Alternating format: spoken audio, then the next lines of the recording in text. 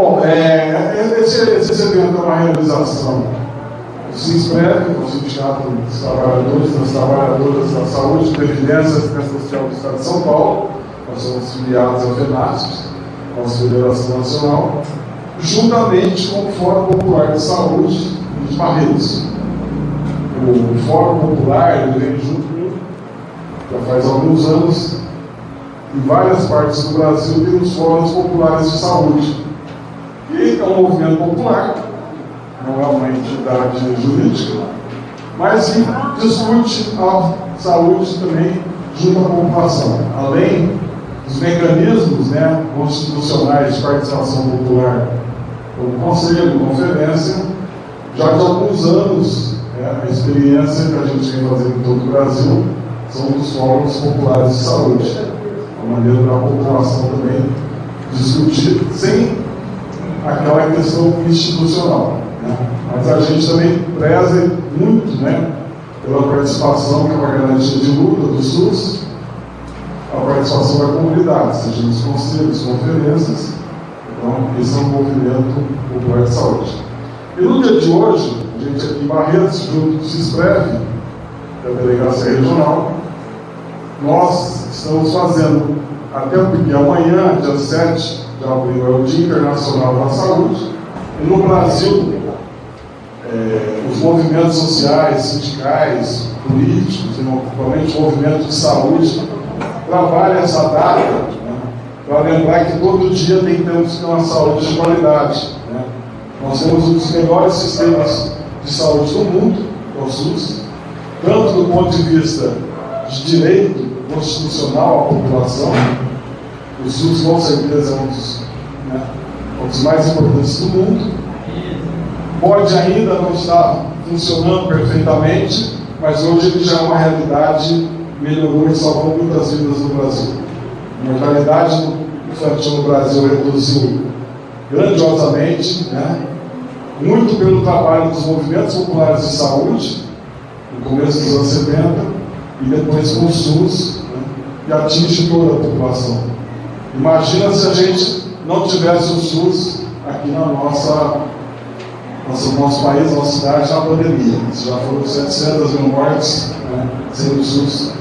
Então, precisamos melhorar cada vez mais a saúde pública. Então, essa data, dia 7, nós estamos fazendo dia 6, é para lembrar que todo dia, todo momento, precisamos melhorar a nossa saúde pública.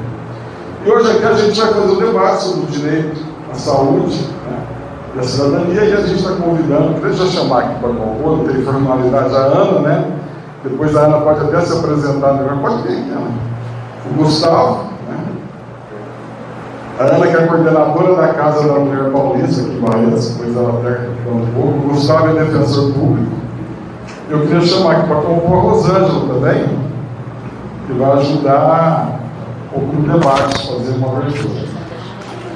Queria agradecer a presença, nós temos pessoas além de Barretos, tem de Marília, Franca, Gerava, Bebedouro,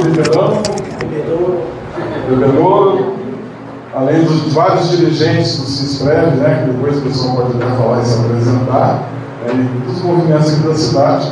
Nosso conselho de saúde, está com conselheiras aqui de saúde, também vão se manifestar, que acho que é importante todos esse debate. Então é isso. Eu queria passar para a Rosângela fazer uma rápida abertura, um agradecimento, uma saudação, e depois aí a Ana e o Gustavo. Muito obrigado a todas e a todos. Vai lá. Bom, a maioria, acho que todos me conhecem. Eu sou Rosângela, trabalho na área da saúde, sou sindicato também, hoje compondo a diretoria estadual do SINSPREV. E o motivo do nosso encontro é que no ano de 1948 a Organização Mundial de Saúde criou o Dia Mundial da Saúde, uma data para que nós nos conscientizamos da importância da saúde para a população mundial.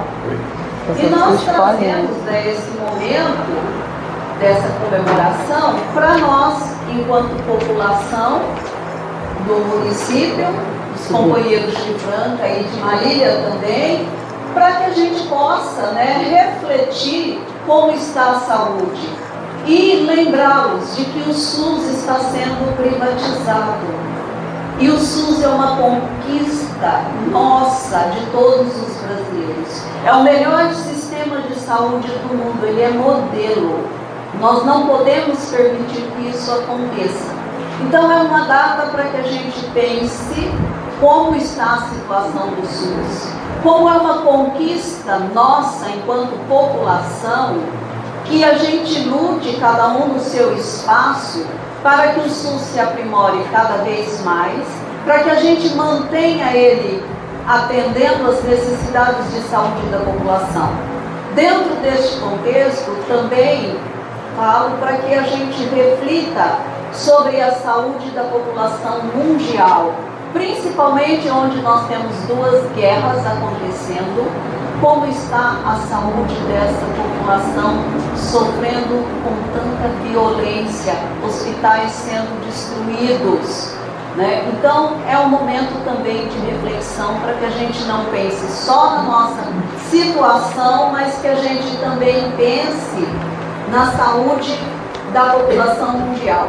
Além de termos sofrido, né, há um ano atrás, ainda está acontecendo uma pandemia de Covid, a gente também está sofrendo com uma epidemia de dengue, a importância de que o serviço de saúde funcione para que atenda a essas demandas da população, porque a situação é uma situação extremamente difícil, ela vai ceifando vidas e a gente tem que proteger essas vidas. Então a gente vai estar pensando nisso e o nosso defensor público Gustavo, ele vem nos lembrar do nosso direito assegurado na Constituição à saúde. A FEBASTES também, a Ana, vem trazer para nós, né, essas considerações para que a gente reflita, pense qual a melhor forma de, enquanto cidadão, exercermos o nosso papel de cidadão e a gente contribuir, principalmente através dos conselhos municipais de saúde, para que a saúde funcione cada vez mais e atenda às nossas necessidades.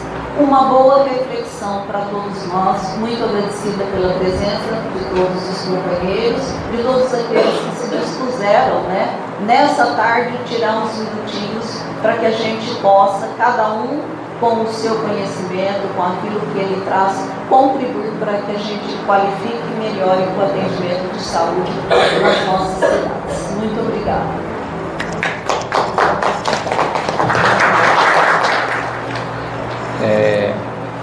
Boa tarde para todas, todos, todes.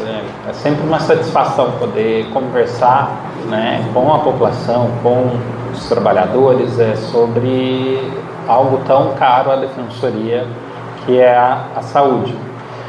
A gente até estava conversando há pouco ali na entrevista, né, e a saúde é um pilar, né, um dos pontos principais para a dignidade da pessoa humana, que é o princípio que vai dar a linha para a Constituição, que foi um marco da superação, pelo menos formal, da ditadura militar.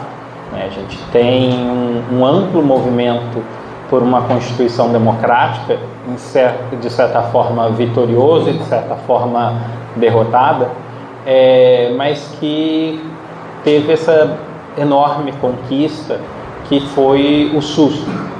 Infelizmente, pouco tempo depois a gente sofre com o neoliberalismo que se instala no país e, ao menos na minha visão, ele nunca mais nos deixou. Ele teve alguns períodos mais brandos, principalmente ali no governo Lula II, no Dilma I, mas ele volta com toda a sua carga com o Bolsonaro e, infelizmente, a gente não viu indo embora por esse ano aí de governo novo, de democracia nova face à derrota recente do governo anterior. Mas né, lembrar o que de básico que a gente conseguiu e de óbvio que deveria ser, que está na Constituição, que a saúde é um direito de todos e obrigação do Estado. A Constituição poucas vezes ela é tão enfática, né? Olha, é de todo mundo, né? Não é só para quem contribui, como é na Previdência, não é só para quem está precisando mais, como na assistência. Ela segue um pouco os caminhos da educação, né, como um direito universal. Infelizmente,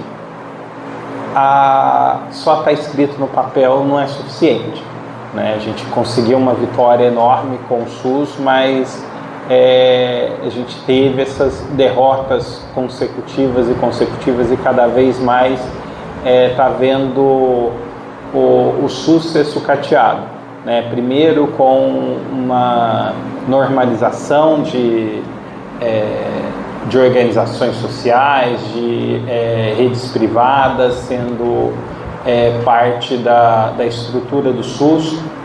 A gente vê também, especialmente na saúde mental, um investimento em equipamentos que não são de saúde, né? A gente até tinha uma expectativa maior com essa nova gestão do governo federal em relação às comunidades terapêuticas, mas a gente vê ainda o governo federal insistindo nesse tipo de modelo, né? Então é dinheiro da saúde sendo usado para fins pouco democráticos. E agora a gente tem também um novo perigo à vista, né? Desde o golpe em 16, o orçamento público ele é muito visado, né? Já era antes com os governos neoliberais ditos democráticos, mas acho que a PEC da morte, como a gente chamava na época, e era muito forte no investimento público. A gente tem um arejar, né, novos ares aí nesses últimos anos, só que essa mesma lógica de vamos limitar o orçamento público para garantir o superávit, ele acaba, né? Ele se mantém, na verdade. E aí a gente tem o teto de gastos atuais né, idealizado pelo Ministério da Fazenda.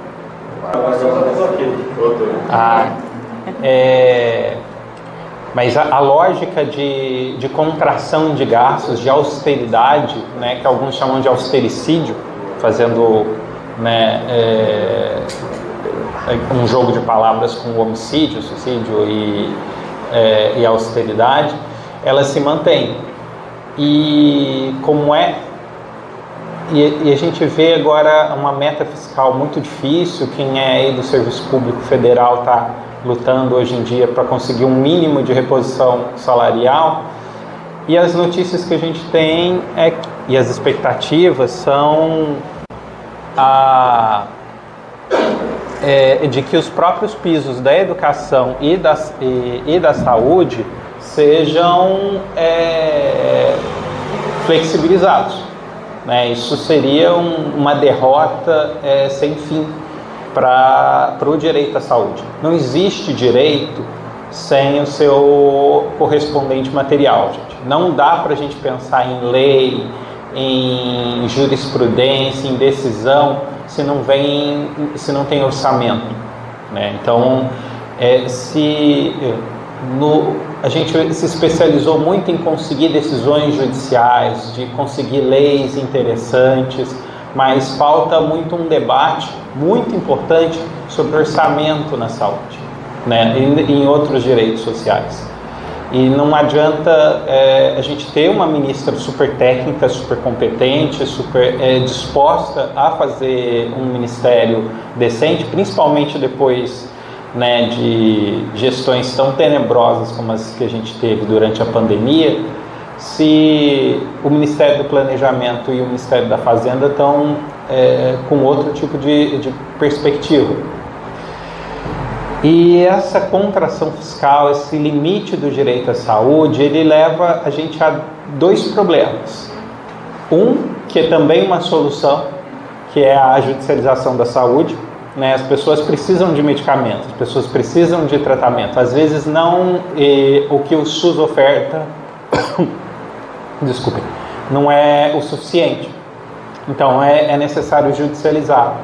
Às vezes o município, ou o Estado, ou a União não ofertam, né, os serviços públicos de uma maneira adequada em nível coletivo, e também é preciso judicializar, né? O judiciário é um campo de disputa muito importante para nós trabalhadores, e aí a Defensoria Pública é um instrumento muito importante para acesso à justiça das pessoas mais vulnerabilizadas. Né, tanto numa perspectiva individual, aquela pessoa que não tem dinheiro para pagar um advogado e pedir judicialmente o xarelto da vida, quanto numa perspectiva coletiva, né, de saber, por exemplo, quantos leitos em saúde mental para criança e adolescente faltam na DRS de Barretos, e a gente conseguir exigir isso, inclusive judicialmente. Por exemplo, há uma promessa de mais de 10 anos no plano da RAPS daqui da DRS, que não é cumprida, que é o CAPS-AD e o CAPS-I, né? Mesmo tendo a possibilidade desses dois equipamentos aqui já há muito tempo. A gente judicializou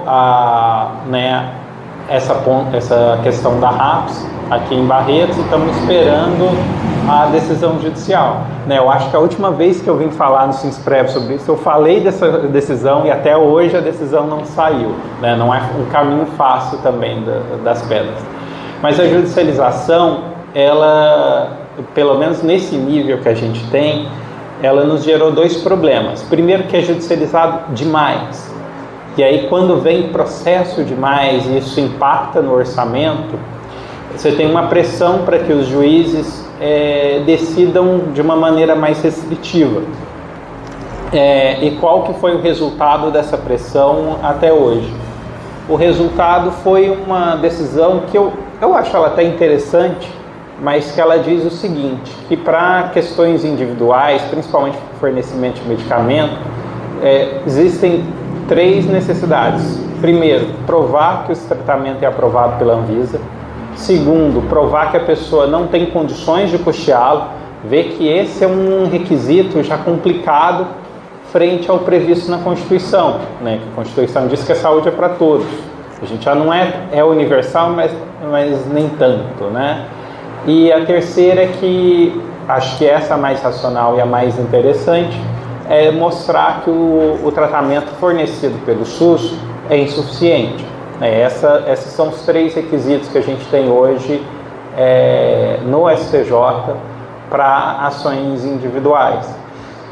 E o outro grande problema que a gente tem com a judicialização em massa é que a gente acaba caindo nas mãos de gente que não tem tanto interesse em uma saúde de qualidade para a pessoa que precisa desse tratamento.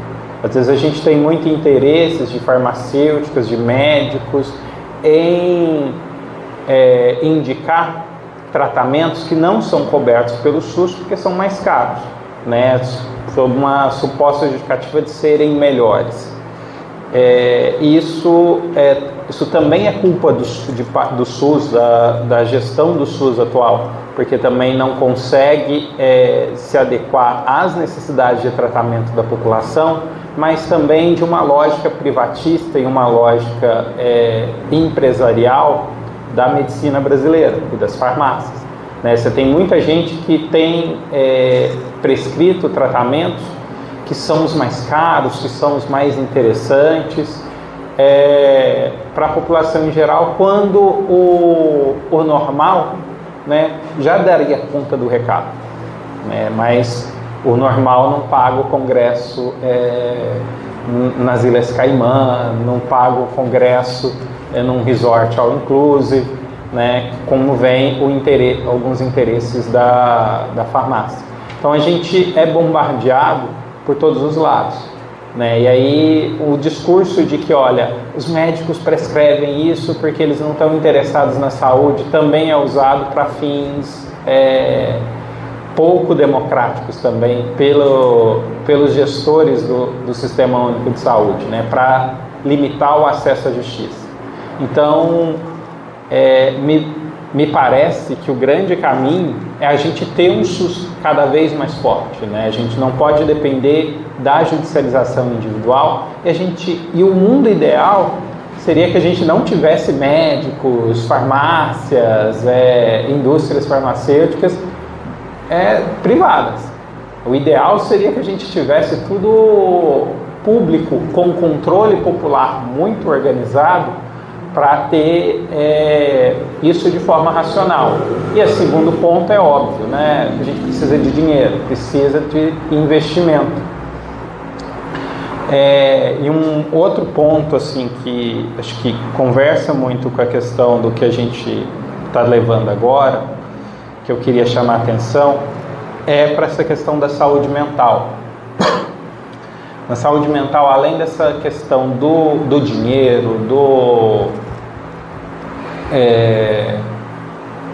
da lógica empresarial, tentando ser imposta ao SUS, que é uma forma de privatização também, a gente tem um grande problema, que é uma lógica moralista, de controle dos corpos e controle das mentes, né? Você tem instituições que tentam criminalizar, primeiro, o uso recreativo, né, de substâncias para fuga da realidade, para diversão, de uma maneira até hipócrita, porque ninguém hoje tem coragem de proibir a cervejinha.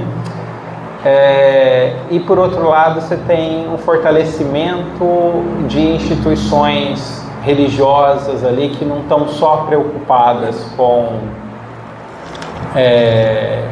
transmitir a própria fé, mas também numa lógica mercadológica, uma lógica empresarial, de conseguir poder e conseguir clientes para suas igrejas, né? E aí a gente tem espaços muito terríveis de tortura mesmo, né? E espaços de privação de liberdade sem a prática de um crime. Recentemente, inclusive, eu estou acompanhando estou até esperando um relatório para isso, de algumas clínicas, inclusive algumas que a gente já tem uma ordem judicial que elas deveriam estar fechadas, e elas continuam funcionando de um jeito ou de outro. Mas acho que é isso. Eu quero ouvir mais a Ana Paula, já falei mais do que eu previa aqui com vocês, mas a gente continua depois o debate. Muito obrigado, gente.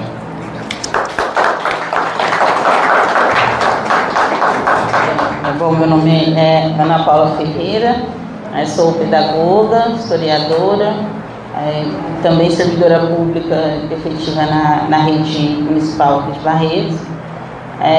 E antes de eu continuar minha fala, eu vou fazer minha audiodescrição. Eu acho que, como a gente está gravando, é importante a gente estar fazendo a nossa audiodescrição para que o vídeo seja mais inclusivo. Então, eu sou uma mulher preta, estou usando óculos, uso tranças compridas que pegam abaixo do ombro. A cor da minha roupa, que é um vestido, é roxo. Ao meu lado direito, então, o defensor público Gustavo Samuel, um homem branco, usa óculos, tá com a camisa cinza, né? É alguma cinza. Coisa, né? E ao lado direito dele, a Rosângela, que ela é uma mulher preta, está usando óculos, e a blusa dela é estampada. E à minha esquerda, o Cláudio, que é um homem branco, de barba, e usando uma camisa cinza.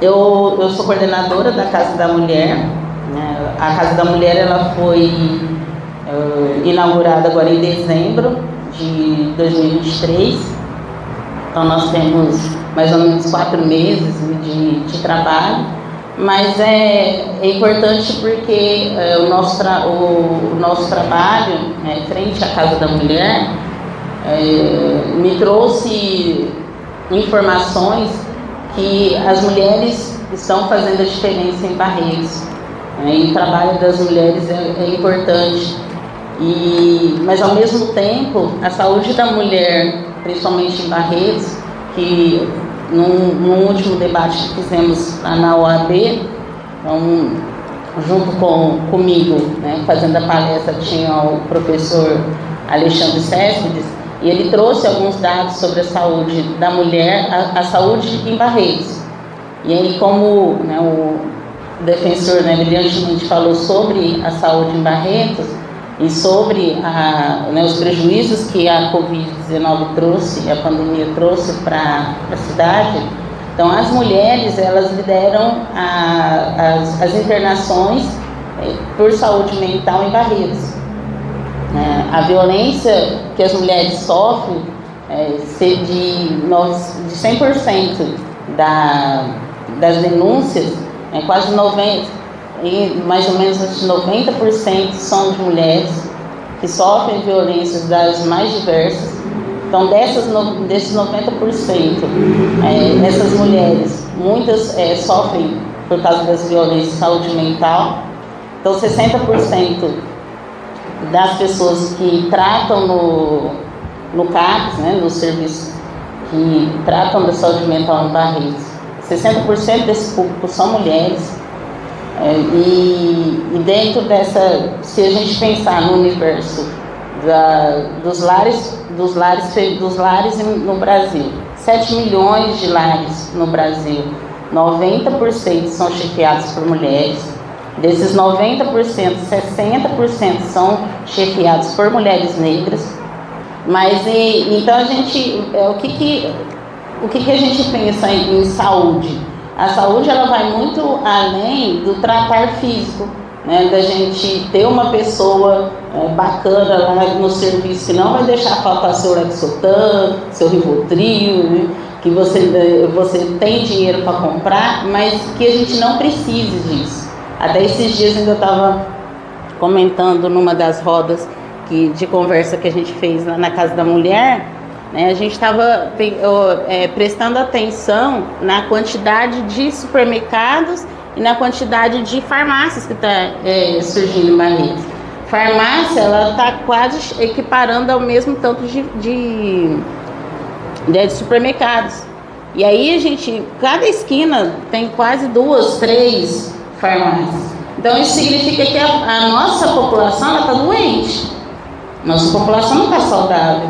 Porque se tem uma quantidade tão grande de farmácia, né, na cidade, alguma coisa a gente tem que prestar atenção, né? Como está a saúde, né, das pessoas, da nossa população. Porque o aumento de enfermidades, né, o aumento nos números às vezes, hoje mesmo eu estava conversando com a Tassiana Nunes, que ela é escriva da BDM, e aí a gente comentando sobre, né, a notícia que saiu no jornal, que os casos de violência em Barretos, as denúncias aumentaram, mas ainda eu estava refletindo sobre isso, né, que esse aumento das denúncias, às vezes não é porque a violência aumentou, mas é porque as mulheres começaram a se sentir apoiadas o suficiente para ter coragem de denunciar o agressor. Elas conseguem ter uma consciência que elas são vítimas e a culpa não é delas. Então é onde elas começam a ter mais coragem para denunciar, e é onde os números aumentam. Aí ela falou assim, mas entre esses números, né, tivemos 5 denúncias, 5 mulheres que as denúncias eram falsas, né, que elas eram 5 mulheres esquizofrênicas. Mas aí dessas 5, 3 foram encaminhadas, né, para tratamento, Mas aí eu estava falando para ela, mas preste atenção que mesmo elas, né, trazendo uma denúncia falsa, mas era o canal que ela conseguiu ter de apoio. Ela sentiu a necessidade de falar com alguém, né, de falar com esse órgão, né, ligou no Disque 100, ligou no Disque 180, foi na DDM, mas porque a informação chegou até ela que ali seria um local que ela teria apoio, né, que ela seria acolhida, que ela seria ouvida. Então, quando a gente começa a ofertar oportunidades, né, possibilidades para que as pessoas se sintam seguras em denunciar, né, então é onde a gente está fazendo esse caminho para melhoria da saúde da população em geral como um todo. Eu até trouxe a minha colinha, porque perto do defensor com tanta sabedoria, a gente não fica tão seguro assim para falar, né? Conheço o Gustavo de outro debate, que acho que no lançamento da cartilha do Estatuto de Igualdade Racial do curso de Direito, né, e admirei muito a fala dele, o quanto ele tem uma consciência, né, política, uma consciência social, né, e o quanto que ele luta pelo social, né, pela sociedade, pelas pessoas como um todo. Então você sabe que sai daqui sabendo que você tem muito minha admiração.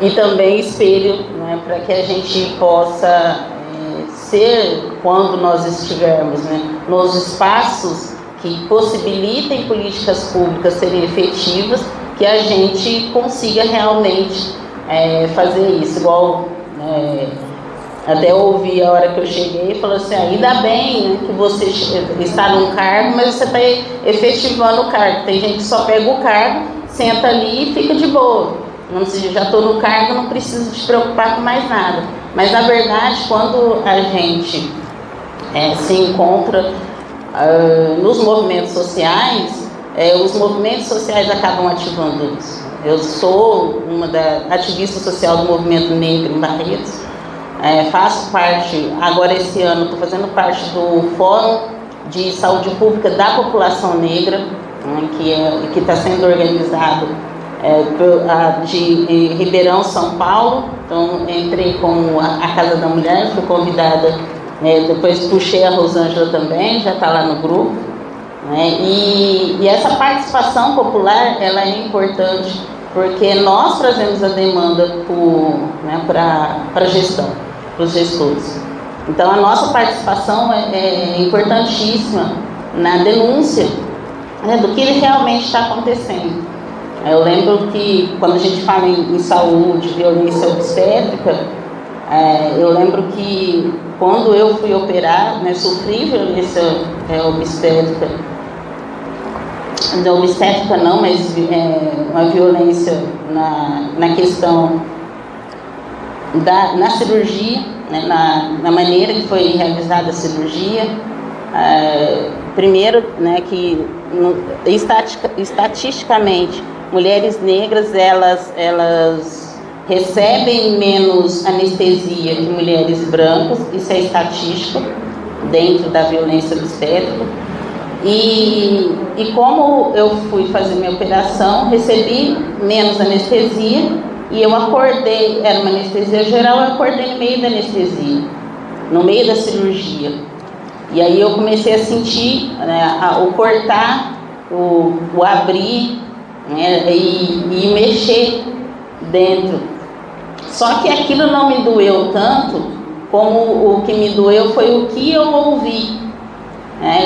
O que as pessoas falavam de mim. Às vezes muitas pessoas falam, nossa, mas a gente precisa contar isso porque tem muitas mulheres que passam por isso e elas acham que aconteceu só com elas. E a violência, principalmente de corpos negros, é muito maior. Para vocês terem uma ideia, essa semana mesmo, acho que muitos devem ter acompanhado aquela mulher negra que ela teve o bebê no chão dentro da maternidade, porque a médica se recusou a acreditar na palavra dela que ela estava tendo bebê, né? E a humilhação que ela passou, e o tanto que ela chorava, né, de ter o filho naquela situação. Então, às vezes a gente vai com um plano, né? Não, vamos optar em fazer um plano para a gente ter um pouco mais de segurança, né, no nascimento dessa criança, e às vezes, devido ao olhar particular e individual, né, daquelas profissionais que a gente atende, você acaba sofrendo a violência da mesma maneira, mesmo pagando, né, para que você tenha vamos dizer, um tratamento mais humanizado. Mas, na verdade, como, né, o Gustavo mesmo falou, essa humanização, ela precisa ser, às vezes, até imposta, né, pelo próprio sistema, para que as pessoas comecem a ter consciência de que o indivíduo, ele realmente interfere e ele traz um impacto muito grande no coletivo. Então, a maneira que você trata o outro, a maneira que você olha para o outro, a maneira que você vai atender o outro, ele faz toda a diferença no atendimento.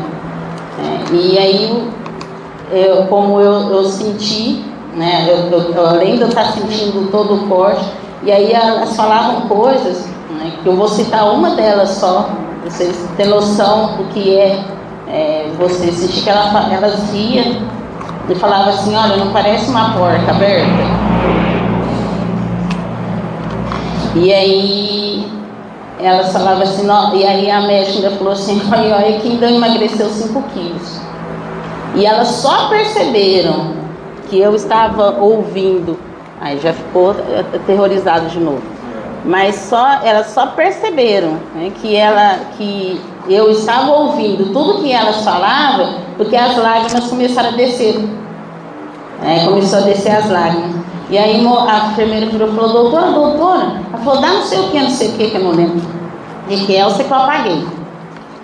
E aí a hora que eu voltei da anestesia, da cirurgia, né, tinha 3 mulheres em cima de mim, em cima na maca. Tá tudo bem? Você sabe quem você é? Qual que é o seu nome? Né, as perguntas de praxe para ver se eu estava bem mesmo, se elas não, que deve ter dado uma dose cavalar para mim apagar de vez.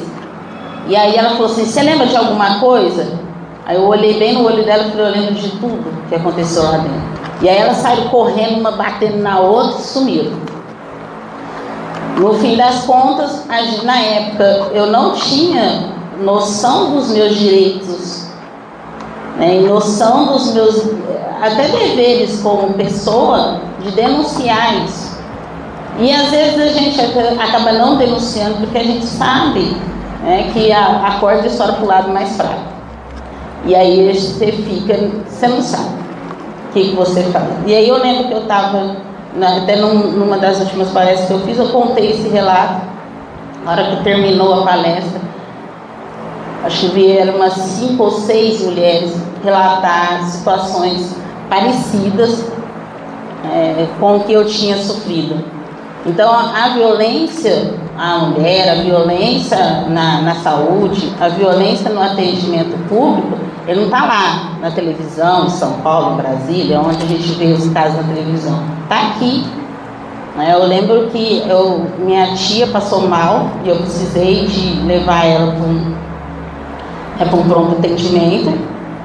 E a médica, enquanto o médico estava lá, o médico chegou, né, falou todo o quadro que ela estava, que eles acusou eu sou meio prolixo, tá? Vocês seguram meu horário aí no tempo, vocês podem me cortar. E aí a médica, e depois trocou o plantão, e a médica, né, foi fazer o plantão. Ela passou em todos os pacientes, ela foi até o paciente, ela conversou com o paciente, ela fez a parte, né, normal que os médicos, quando chegam, eles fazem. Ela não chegou perto da cama da minha tia. E minha tia é daquelas que ela não fica quieta. E ela só foi vendo, ela olhava, ela deitada lá, mas ela estava prestando atenção, olhou. Aí a médica foi e sentou de novo. Aí ela falou assim, enfermeira. Eu falei, lá vai, porque minha tia é brava. Ela falou assim, vem cá, fazendo favor. Pois não, senhora. Por que aquela médica foi em todas as camas, falou com todo mundo e ela não chegou perto de mim? Tô cagada? Tô acontecendo alguma coisa? Tô cheirando mal? Aí ela, não é isso não, senhora. Ela mesmo escutando isso, onde ela estava, ela permaneceu. Ela não veio pra... Aí os enfermeiros, aí veio os 3 enfermeiros conversando com a minha tia, disfarçando, e eu quietinha ali. Porque ela, quando ela fica brava, eu sei que eu não posso nem olhar pro lado, que senão sobra pra mim. E ela falou, e não, mas ele tá tudo certo, porque ela tá vendo a planilha. Mas por que a minha, ela tem que ver a planilha, e do restante que tá aqui, ela foi na beira da cama, conversou, pôs a mão, mediu tudo, e vocês é que tem que medir. E aí eles não tiveram resposta para dar. E da maneira que ela ouviu toda a reivindicação dela, ela continuou no mesmo lugar. A médica não levantou do lugar e não veio pedir desculpa nem nada, porque ela é médica, né? E nós somos só pacientes. Então, aonde está o nosso direito? Nós temos até o direito de reclamar, mas será que você vai receber o feedback de volta? Então, eu tinha escrito um monte de coisa aqui, mas quando a gente começa a falar, né, do coração, a gente vai longe. E às vezes a gente fala assim, mas eu sou engenheiro, né? O que eu vou fazer? Enfiar meu nariz na saúde? Eu sou engenheiro, mas você pode fazer um espaço mais acessível, você pode fazer uma porta, um projeto que tenha acessibilidade, que atenda ao idoso, que atenda a criança, né? Você pode fazer ter uma ação, né, mais inclusiva. Mas eu sou professora, mas e muitas coisas que eu estava em sala que ia me incomodando, e eu falava, gente, eu preciso fazer alguma coisa além para essas crianças. E aí até eu lembro que ainda eu fiz um projetinho que a gente fazia uma parceria com assistência social, né, eu levei, né, para ser apreciado pela coordenação. E aí ela virou para mim e falou assim, o professor que se preocupa com isso para mim não serve. Porque para mim professor bom é que ensina português, matemática, ciências e história. Essa é a sua obrigação. Então tem que preocupar com o fulaninho depois que ele sai daqui. Eu falei, tá, mas o que o fulaninho acontece na casa dele antes de chegar aqui na sala, interfere na minha aula. Então eu preciso saber o que está acontecendo com ele, eu preciso saber se ele comeu. Muitas vezes era muito rígido o horário da escola. A criança, ela chegava, às vezes chegava atrasada, ela entrava para a sala, ela não podia mais comer, então a criança ela já chegava com fome. Dava 1 hora, ela já estava com dor de cabeça, ela já começava a ficar agitada, e aí ela atrapalhava toda a minha aula. E aí eu ia pegar e mandar a criança para a diretoria. Não, eu perguntava para ela, você tomou café? E aí a criança falava, não tomei café, tia, não deu tempo, minha mãe estava atrasada. E aí eu falava, então vai lá na cozinha e pede alguma coisa para você comer, né? Pede uma bolachinha, alguma coisa, para você acalmar, porque a criança ela não consegue ter concentração se ela estiver com fome. Nem a gente que é adulto.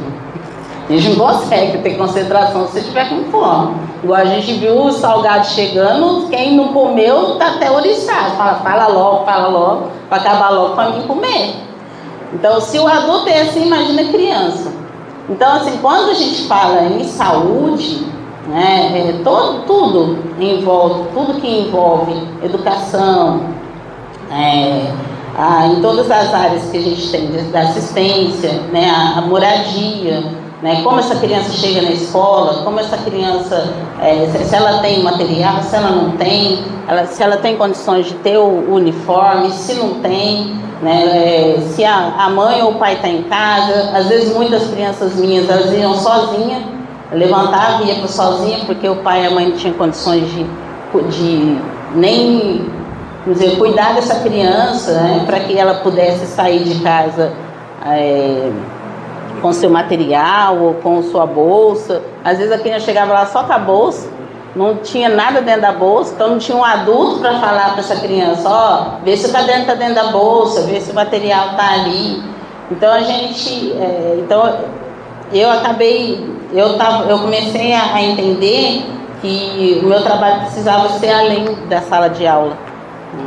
E aí também dentro do movimento negro a gente começa a vir as denúncias de racismo, vir as denúncias de preconceito, vir as denúncias do tratamento que essas pessoas recebem. E aí isso foi ativando, eu falava, eu preciso fazer algo além, né, da sala de aula, que é o conhecimento e a informação. Então, quando a gente está num espaço, né, que a gente consiga levar informação, conhecimento de causa, né, o conhecimento ali, né, a experiência mesmo, né, a gente acaba, de algum modo, interferindo no futuro de alguém, né, para que esse futuro seja melhor e seja com seus direitos e a sua cidadania garantida. Porque não adianta a gente falar que nós somos cidadãos se nossos direitos não são respeitados, né? E se a gente não sente que tem uma vida digna. Então, quando a gente pensa, né, no coletivo, lógico, a gente vai interferir no acumulativo, né? Aqueles poucos que tem muito.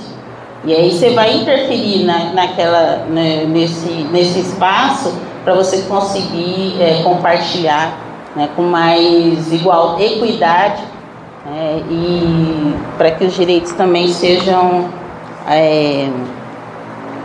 concretos e efetivos. E as políticas públicas é um dos caminhos. Também sou conselheira do Conselho de Igualdade Racial, e por ali também a gente sabe que a gente pode conseguir alguns direitos. O movimento social ele é importante. Todos nós que estamos aqui, né, que saímos um sábado de casa para a gente falar sobre políticas públicas, sobre direitos e cidadania, a gente tem certeza que eu, né, o Gustavo, a Rosângela, o Cláudio e vocês vão fazer diferença, né, na sociedade como um todo. Mas, muito obrigada.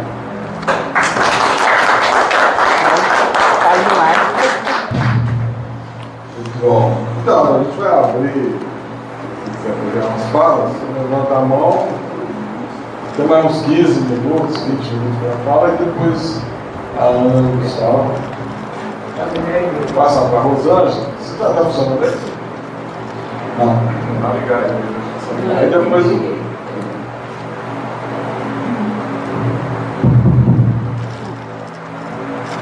Bom, eu pedi a palavra porque eu acho assim, o nosso defensor público Gustavo e a Ana levantaram questões importantíssimas. Ele fala da importância do orçamento, de se ter recursos financeiros que assegurem, né, o atendimento à saúde da população.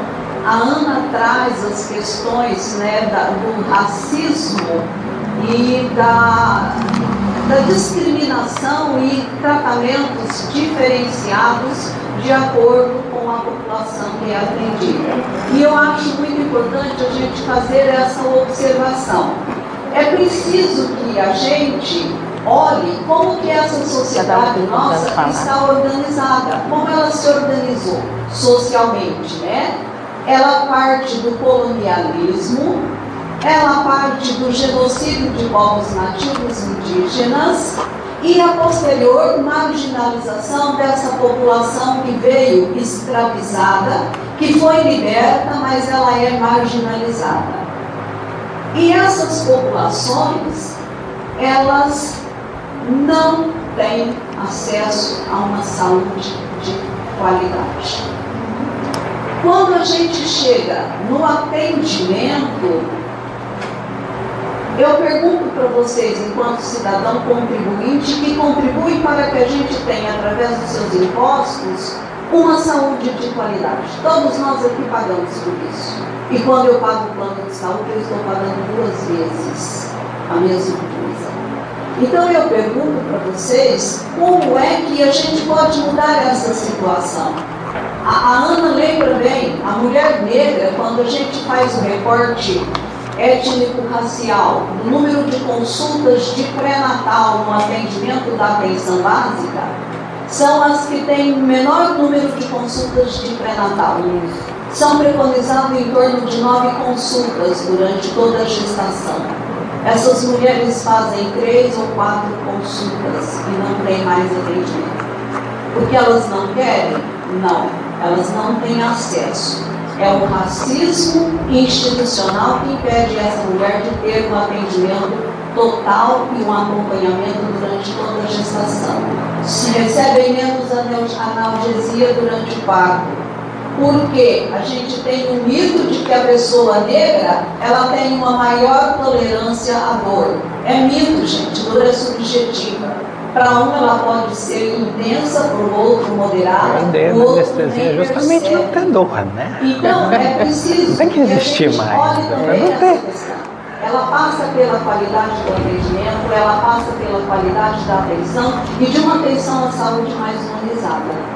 Então, como que é o atendimento lá no postinho do meu bairro, lá no centro de saúde, no pronto-socorro, na UPA, no hospital, a essas populações que, teoricamente, quando a gente vive num país, né, em que o preconceito racial, ele determina qual é o meu espaço, ou o espaço que eu ocupo dentro da sociedade, como que eu, enquanto negra, e ainda tem mais um fator, numa sociedade machista, negra e mulher, a minha condição é mais inferiorizada ainda. Então são pontos, né, para a gente estar pensando, para a gente estar enquanto coletivo, enquanto contribuinte que paga as despesas da nação, pensar como que a gente pode modificar toda essa situação, né? Estar atenta à forma com que esse mito de democracia racial, que teoricamente a gente tem, né, no nosso imaginário coletivo, que o Brasil é um país que ele é democrático racialmente, que todos têm os mesmos direitos, e os números e o cotidiano, principalmente das pessoas negras, indígenas, e ainda nós vamos incluir uma outra população que nos é, dentro de uma sociedade heteronormativa, difícil de incluir, a diversidade sexual. Como é o meu olhar para uma mulher trans, enquanto profissional de saúde? Como é o meu olhar para um homem trans, enquanto mulher, enquanto profissional de saúde? Como é o meu olhar para um homem que afetivamente o desejo sexual dele é por outro homem? Como atendê-lo sem que este olhar, este rótulo, permeie o atendimento que eu estou fazendo àquele ser humano? Nós também não temos dificuldade, enquanto profissionais de saúde, de incluir essa população num atendimento humanizado e num atendimento pleno de direitos que ele, enquanto cidadão, tem. Então a gente tem que parar e questionar essas questões e pensar nessas questões no nosso dia a dia, no nosso cotidiano e, enquanto profissional de saúde, no nosso atendimento, né? Aí eu trouxe algumas questões que a gente precisa. Não é só assegurar através da legislação. A gente tem uma Constituição cidadã, a gente tem leis, a gente tem instrumentos de justiça através da Defensoria, através do Ministério Público, que asseguram à população os seus direitos. Mas ainda estamos muito aquém de que todos sejam considerados iguais no seu atendimento. Então é preciso que a gente faça com que os profissionais de saúde eles tenham um letramento sobre a questão racial, eles tenham um letramento, um entendimento sobre a diversidade sexual, né? Que a gente entenda que entre eu ser homossexual, eu ser transgênero, eu ser uma travesti, uma lésbica, eu ser uma mulher negra, não me faz diferente da espécie humana, que merece respeito, cuidado, e quando ela tem a sua saúde diminuída por um processo de doença, ela receba todos os cuidados do mesmo modo humanizado. Isso para nós é difícil, eu sei porque eu trabalho na saúde. Em muitos momentos, eu quando estava no atendimento, eu tinha dificuldade, por exemplo, e eu tive que desconstruir. Como que eu atendia uma pessoa, um detento? Ele cometeu um crime. Então, primeiro vem o rótulo social, e é este rótulo que permeia ou que vai dizer qual a forma de atendimento que eu dou a esse indivíduo. Então, nós também temos que pensar que essas questões afetam o atendimento humanizado de saúde às pessoas. Então, eu deixo essas questões para que a gente possa pensar, enquanto cidadão, de que forma a gente pode ajudar toda uma sociedade a desconstruir essas questões, essa forma de olhar, onde ela hierarquiza as populações, dizendo que forma essa população pode ter acesso a todos os bens que a sociedade produz. Era isso que eu queria deixar para vocês, que a gente leve para reflexão essas questões, além de garantir e assegurar, mas nós temos também que desconstruir os rótulos que a gente utiliza para hierarquizar as pessoas que compõem a nossa sociedade. Muito obrigada. Bom, gente, boa noite, prazer ver bastante gente fazer economia, Fiquei no movimento sindical, saí do movimento popular, A gente começou a vida no movimento popular, aí fui para o movimento sindical, fiquei no movimento sindical. O movimento sindical também discute essas questões, eu penso que são duas partes mesmo que a gente discute. Nessa cidade de Barretos, a gente participou do Conselho de Saúde, depois com várias modificações que teve no Conselho de Saúde. Começou da Previdência, eu não vim mais para o Conselho de Saúde, porque tinha uma briga que a Previdência não devia fazer parte do Conselho de Saúde, a menos que se eu fosse usuário. Mas como eu sou trabalhadora do INSS e a gente naquela época tinha plano de saúde, então a gente não participou, embora eu sou uma pessoa que quando fiquei doente de verdade, tratei no SUS, de câncer, fiquei mais de um hospital do câncer tratando, gratuitamente, como a gente fala assim, gratuitamente, fui bem tratada, gostei, e como não era meu dia de partida, ainda estou nesse plano. Queria dizer que algumas questões já fui contemplada, parabéns à mesa, gostei, eu falei, gente, eu tenho que participar pelo menos desse debate, porque é uma questão que atinge a todos nós. Ou você participa enquanto usuário do SUS, ou você tem que dar a sua opinião, tem que trazer aqui sua parcela de participação sobre essas questões. Primeiro, eu penso que o movimento dos trabalhadores do movimento sindical tem obrigação de discutir a saúde. Óbvio, tem sindicatos hoje que tem plano de saúde, mas a maioria dos trabalhadores, por exemplo, nós que somos do INSS, o que acontece? O trabalhador que vai no INSS buscar um benefício, ele é um usuário da saúde. Nós temos que entender essa questão. Porque ele fica, às vezes o médico pede para ele fazer um relatório médico, numa tomografia que vai demorar um ano para ele fazer.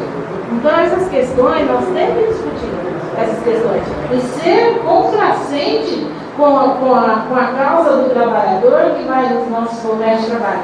E queria dizer aqui, gente, um pouco, eu acho, da saúde da população negra, saúde mental, vocês também citaram. Mas tem um quesito que eu gostaria de deixar aqui. Primeiro, nós pretos tivemos uma questão que foi muito pesada para nós. E é difícil, porque é de acordo com a nossa reflexão. Nenhum outro povo, sempre que a gente teve, além de ser escravo, nós somos tratados como qualquer outro animal, um bicho, né? Você tem um boi aqui, o boi cruza a cavaca, você pega o bezerro, deixa e vai para outro lugar. Então, esse problema de saúde mental nossa, ela é muito grande, muito pesada, por conta da nossa identidade mesmo, né? Aonde, quem era meu bisavô, meu avô, não sei, as doenças que a gente tem mentais, antigamente os doentes falavam que era banzo, né? Mas veio por conta também do tipo de tratamento que nós tivemos. Nós tivemos um tratamento que essa questão da saúde mental pesa muito. Por outro lado, que eu gostaria de ter uma atenção mesmo. Por outro lado, que eu gostaria de dizer também sobre aqui em Barretos.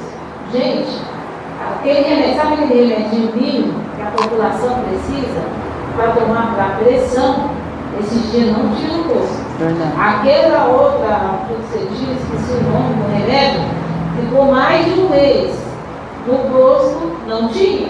Então, assim, remédio básico não tinha para dar para a população. Tinha que comprar. Quem teve dinheiro comprou, quem não teve, não sei como se virou. Mas essa é a nossa situação aqui. Não posso falar mal do postinho, porque eu não sei se é por conta das pessoas conhecerem a gente não tem que tratar, sabe?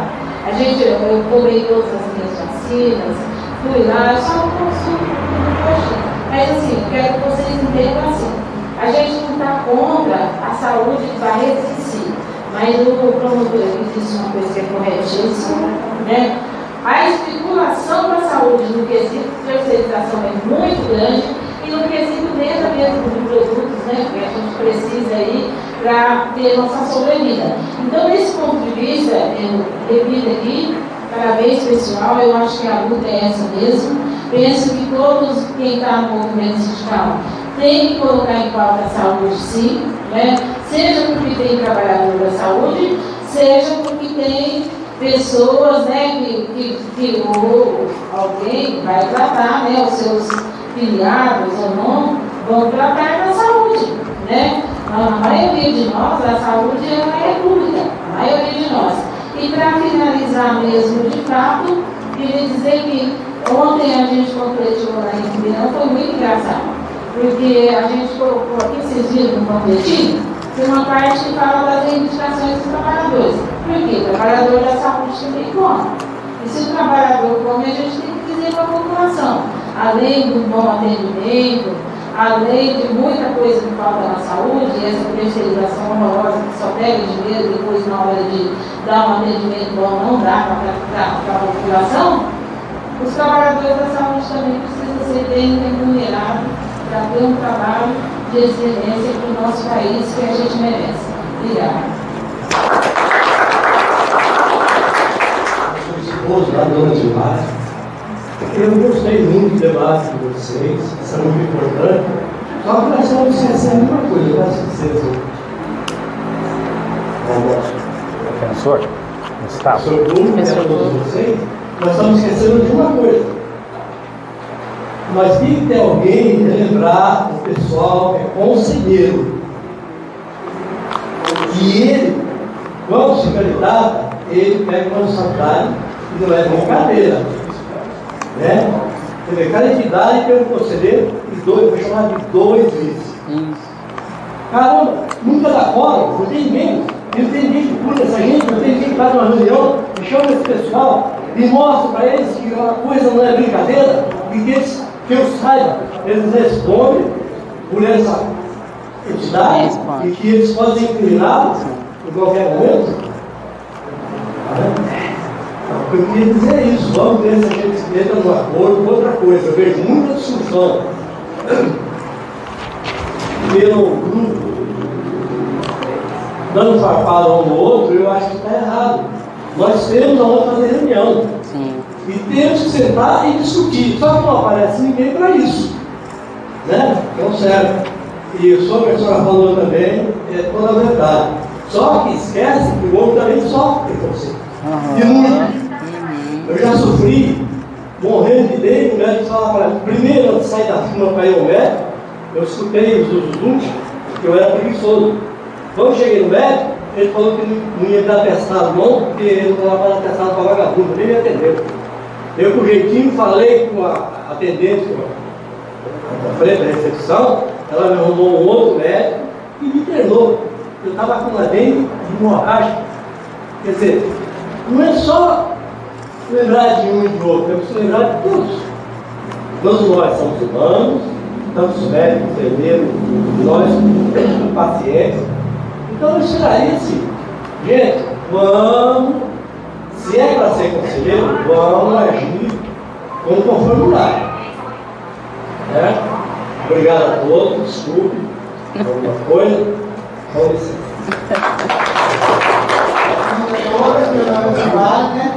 Eu sou do Conselho Municipal de Saúde. A lei levantou uma polêmica aqui muito grande sobre o medicamento. Na nossa realidade de Barretos, nós não temos nem Conselho Municipal de Saúde, porque é nosso secretário, nosso gestor, sentiu o direito de pegar os dinheiros públicos fazer o que ele quer. Então nós não temos médico na rede básica de saúde, não tem dermatologia, não tem radiologista, nós não temos psiquiatria nenhuma, psiquiatria nossa é muito ruim, que tem alguns. Então não acredito na rede básica de saúde, nós não temos especialidade, não tem nada. Então o pessoal que vai ter a unidade básica de saúde, os médicos da família que estão lá, um médico, tudo é aprendido, os moleques de 24 anos, e fala assim, esse julgamento. Então o pessoal também vive de, porque, não vou ser pedir para aquele menino que está lá, aquele moleque que está lá, eu falo com o moleque. Aí vou tudo pro UPA. Aí chega no UPA, chega no UPA, se sobrecarrega. Aí todo mundo fala assim, vou fazer de um jeito. Não tem mesmo de jeito. Porque a população de Barretos, a referência que eles têm mais ou menos, é no UPA que faz. Se esse menino que está lá, que não tem mais direito, é mesmo assim. Barretos estão no lixo, a saúde pública de Barretos. Lixo, estou falando assim, porque eu tenho conhecimento não. Medicamento, não tem só a independência, não tem um punhado de medicamento, não tem. Medicamento está voltando. Então, eu não sei o que ele está fazendo. Às vezes eu pressiono direto, o Secretaria Municipal de Saúde, por causa do conselho. Faz 3 anos que não tem conselho municipal de Barretos. Está indo assim, ó. O secretário do gestor está empurrando pela barriga. Está deixando como é que está, vai ver como é que fica. Então a gente tem que estar aqui já tentando no do COP, também faz parte do que a gente, estou cobrando do COP, né? Que é uma pessoa que estou sendo conselheiro há 30 anos já que sendo conselheiro. E eu aprendi muito com o Cláudio. Muito com o Cláudio, o Cláudio me ensinou muito. Então, como conselheiro desse jeito, eu falo assim, assim. Você não caso que o Cláudio está para mim, olha só do Cláudio. Eu digo, quanto está fazendo para melhorar? Gente, não tem como piorar. Esse dia para trás, uma senhora de 60 anos, lá no Viapuela, lá no América, desmaiou, debaixo de chuva, na fila de espera. Nossa. E um gestor teve coragem de falar, não foi o nome dele aqui não, teve coragem de falar que a mulher fez teatro, que a mulher desmaiou fazendo teatro. Agora alguém, uma senhora de 60 anos, aí se partiu o contrário, que foi lá fazer teatro. Vocês acham que alguém de 60 anos vai na fila fazer teatro, desmaiar na fila, se expor desse jeito? Se fosse adolescente, está dizendo, uma senhora de 60 anos, é assim que vai. Hospital. Gente, frigorífico. As mães, quem colocou isso? Alguém colocou, porque as mães não têm a quantidade de consulta nas unidades básicas de saúde. Gente, eu moro perto da unidade e acompanho as unidades desse não. Eu conheço unidades. Até lá tem umas consultas lá, sabe? Até para atender, talvez encontre um médico da família lá que quer acompanhar direito, vai para frente. Quando cai dentro do hospital, é torturado dentro daquela função. Vocês não têm nos orientando que pode estar fazendo mais. Eu peço ao senhor, o que pode estar fazendo mais em relação aos conselhos municipais de saúde que não vai para frente. Não tem nada, legal, porque é feito assim, ó. E alguns conselheiros que entram também, pior. Ele não tem noção da obrigação dele enquanto conselheiro. Sabe quando você cai de paraquedas num lugar assim? São de paraquedas. Eu tenho que participar. Assim, não sabe a obrigação dele, então, esse conselheiro desse jeito, talvez eu esquecesse um pouquinho. Muito obrigado.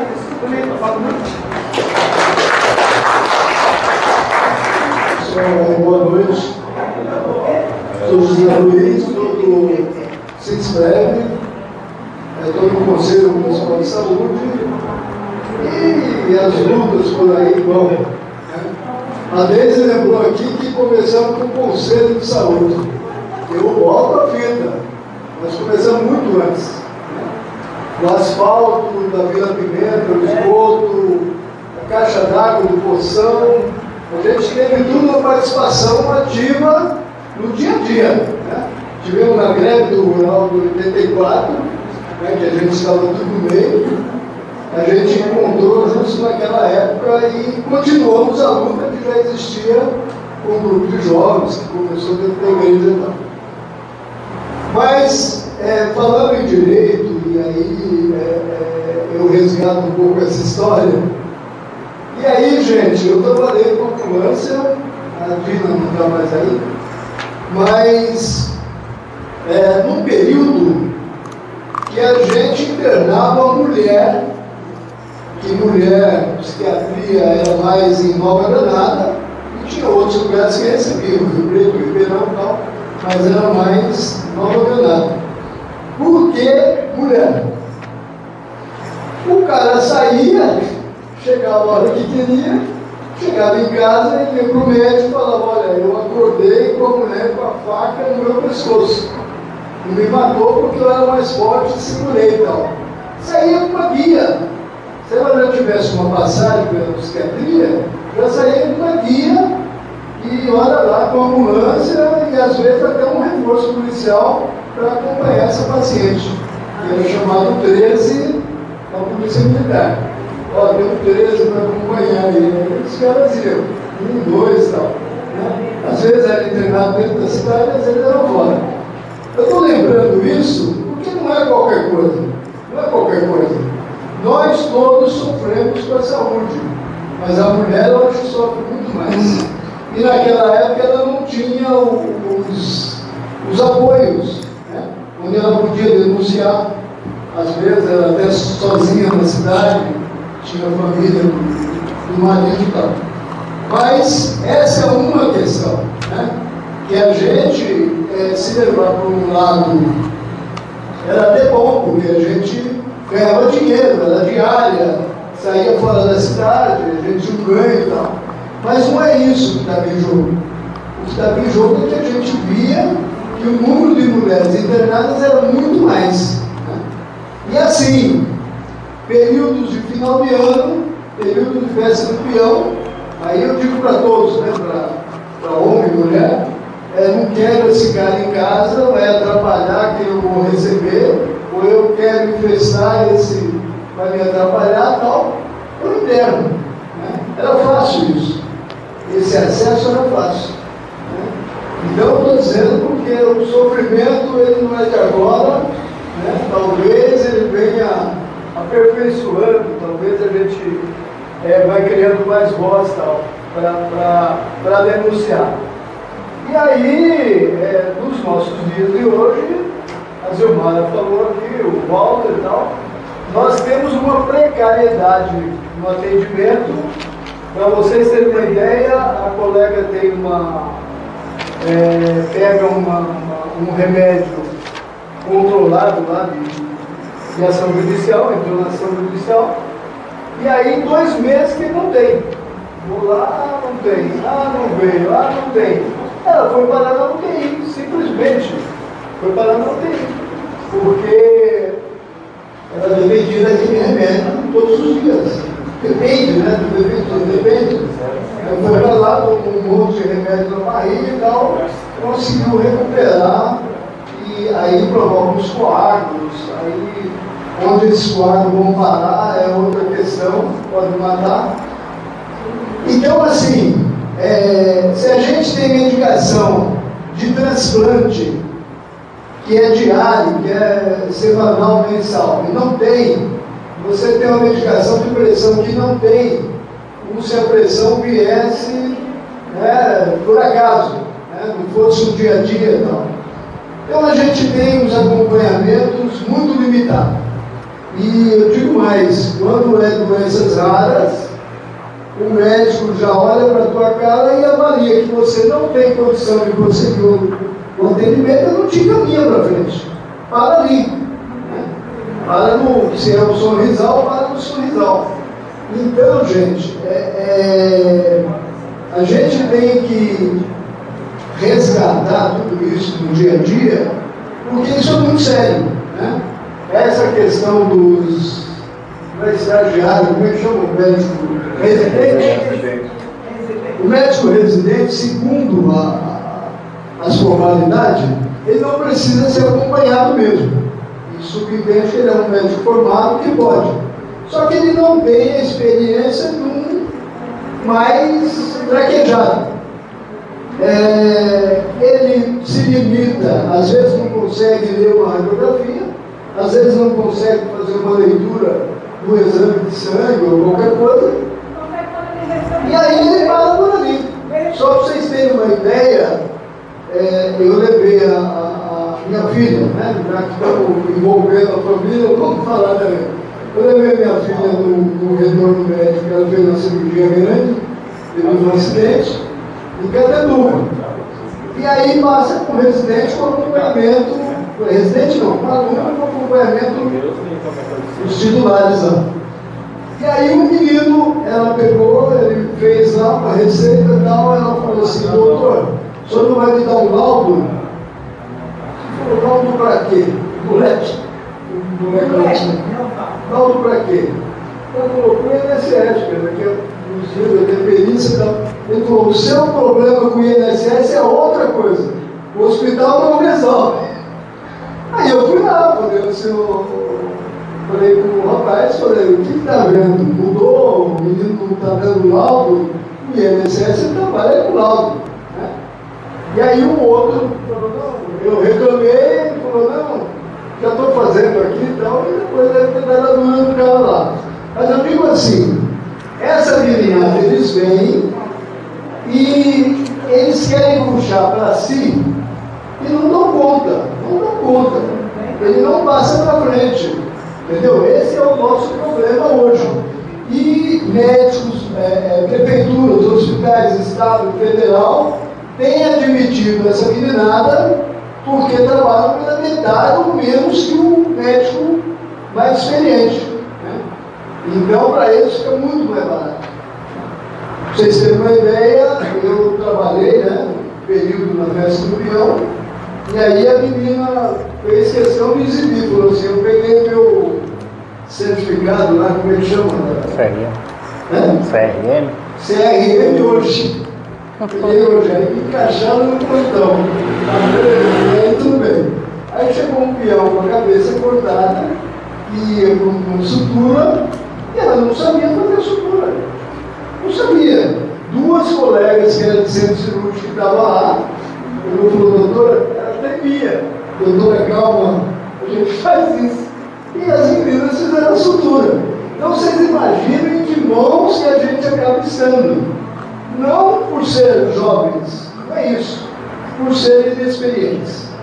E aí eu acho que a gente tem que mexer com isso em algum lugar, entendeu?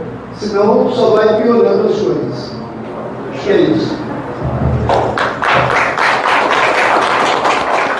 A mesa, todas as pessoas presentes, todos nós estamos aqui.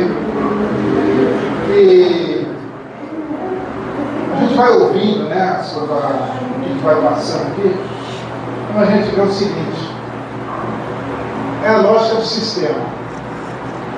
Né?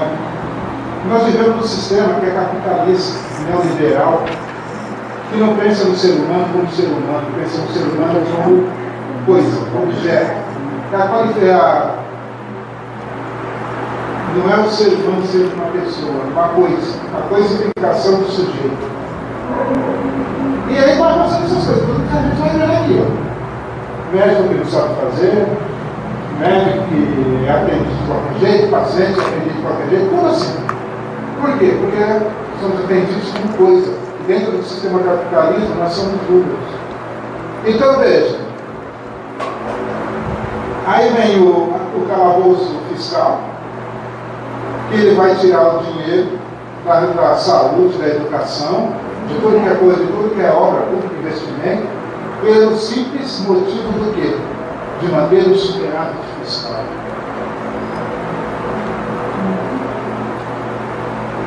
O Estado é para dar lucro, não é? O Estado, para eles, União Liberal, é para dar lucro. E aí nós vamos ficando, né? Eles cortam o dinheiro da saúde. Até eu costumo falar assim, né? A brisa, o ventinho que toca em Brasília veio um furacão aqui em Barretos. Até o Lula falava, né? A marolinha, né? O que o tsunami lá no norte é a marolinha aqui, né? Exato, nós vivemos aqui no sul do município. O terremoto em si. Por quê? Porque eles vão cortando, a prefeitura, eles cortam a verba de ar, cortam a verba de B e chega aqui você. Aí você, que é o município, ele tem que construir a sua folha, o seu orçamento em cima do arcabouço fiscal, que ele também tem que ter o superávit fiscal, e assim vai. Essa é a parte, né, que não adianta a gente ficar aqui pensando que vai ser mudado. Quando vai mudar isso? Quando nós, usuários, nós, população, nós viventes, os gaúchos, nós viventes tomar a rédea da situação daquilo que nos pertence. E o que nos pertence? É a saúde, é a educação, é a segurança pública, é tudo que existe aí no Estado, é nosso. Nós que temos que pegar isso aí em frente, pegar isso para nós. E como nós vamos fazer isso? Aí eu falo o violento dificultado que a gente conversa. Se fosse hoje, eu duvido que nós faríamos uma Constituição como foi feita em 88. Eu duvido. Nós não temos mobilização mais. Fica todo o sistema representativo que a ele representa. Ele não representa você, ele representa o interesse e que não é o seu. É isso que nós temos que entender. É isso que nós precisamos pensar. É isso que nós precisamos nos organizar para defender exatamente isso. Qual que é? É a nossa organização. Nós tínhamos um monte de sistemas de organização para fazer aquela Constituição de 88. Nós derrubamos a ditadura, não foi apenas por decreto. A ditadura de 64 não caiu por causa de um decreto. Ela caiu porque nós mobilizamos, e nós fomos na rua, quem esteve lá na Praça da Sé, inclusive eu estive, né? A gente até não me orgulho disso, mas estive lá na Praça da Sé. Quem lembra da campanha Solte um Rojão pelas Diretas? Eu soltei um Rojão pelas Diretas, palhaçada, mas é coisa de adolescente. Né? Então estamos lá, gente. Isso aconteceu hoje, não acontece mais. Hoje não vai acontecer mais. Nós passamos pelo governo do traço inelegível, né, que banalizou o mal. A maldade foi banalizada naquele governo. Todo mundo achava graça. Muita gente achou graça e ninguém podia falar nada. Tá certo? Deu o que deu. E hoje nós temos aí, de volta, o arcabouço fiscal do Sr. Haddad. Essa coisa que nós vamos levar para. Nós vamos se ferrar, para falar português, nada, vamos se ferrar com isso. Até quando, eu não sei. Até quando nós tomarmos, quando estiver lá embaixo, e se mobilizar. É isso que nós precisamos ter, mobilização. E não é o meu discurso. O discurso tem que ser coletivo. A ideia tem que ser coletiva. É a união de todos, porque é o todo é a união das partes, com todas as suas diferenças. É isso.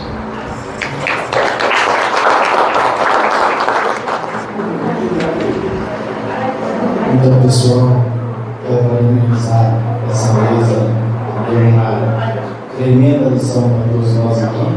A organização aqui também de Barretos, né, por ter feito essa lembrança e esse reconhecimento desse Dia Internacional da Saúde, que é amanhã. Eu quero lembrar aqui a vocês que nós estamos no momento de greve, onde a saúde, nós abraçamos a saúde nesse momento, tanto aqui no Estado de São Paulo, que é o nosso sindicato, como também na nossa federação em Brasília. Então nós estamos com a bandeira da saúde, fazendo todo esse empenho para que a saúde tenha êxito. Eu quero lembrar aqui vai lembrar não. Eu me lembrei de um fato interessante quando a companheira disse que ela passou na cirurgia. Eu tive 2 procedimentos cirúrgicos na minha vida.